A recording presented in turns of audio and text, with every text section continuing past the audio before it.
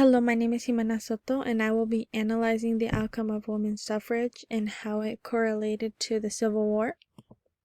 So first, I will start with root and key events. So women were left out of full rights in the Declaration of Independence in 1776 and the U.S. Constitution in 1787. The founders said all men are created equal, but that did not include women. Because of this, women had no right to vote or join government. The idea of natural rights inspired women to push for change. They believed that liberty and justice should apply to everyone. Early women's rights leaders like Abigail Adams asked men to remember the ladies when they made new laws. These words show that women were already questioning how founding ideas applied to them.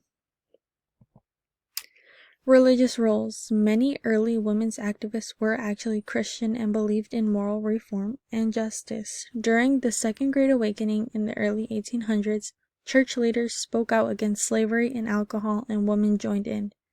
Church gatherings gave women a chance to speak and lead. Churches often discouraged women from holding power, and religion gave women the courage to stand up. Sojourner Truth, which was a former enslaved woman, used her faith to talk for both black rights and women's rights.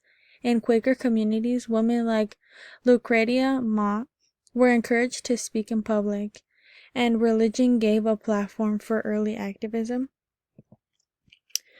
So for the expansion of women's roles, during the Revolutionary War, Molly Pitcher carried water to soldiers and helped fight, showing they could serve and help in the war.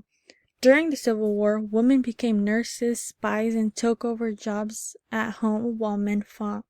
This pushed for change in the public's opinion about women's abilities. Their efforts helped people see that women deserved more rights. After World War I and so much activism, the U.S. passed the 19th Amendment in 1920. This amendment finally gave women the right to vote. Wars helped shift these narratives, boost their confidence, and push forward the women's suffrage. Key women leaders. Many strong leaders helped during the women's suffrage movement. Susan B. Anthony, for example, fought for voting rights and helped push for the 19th Amendment. Elizabeth Cady Stanton wrote the Declaration of Sentiments in 1848. It demanded equal rights for women. Ida B. Wells was a black journalist who fought for the right of black women and opposed lynching. Alice Paul led protests and hunger strikes in the 1910s to pressure lawmakers. These leaders faced oppression from men and women. They faced racism in the movement that excluded many black women. Despite the struggles, they fought until they eventually won. Civil rights. The women's suffrage movement was part of a larger struggle for civil rights. After the Civil War, the 14th and 15th Amendment granted rights to black men, but not women. Women used these laws to fight for equal treatment under the law.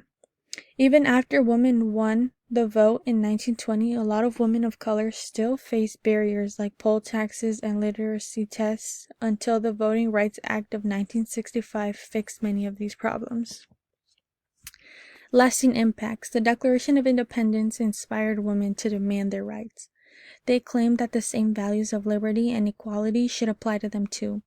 Suffragists used freedom of speech and peaceful protest rights from the Bill of Rights to push for change. The 19th Amendment changed the Constitution and showed how founding documents can evolve over time to include more people. Thank you for listening.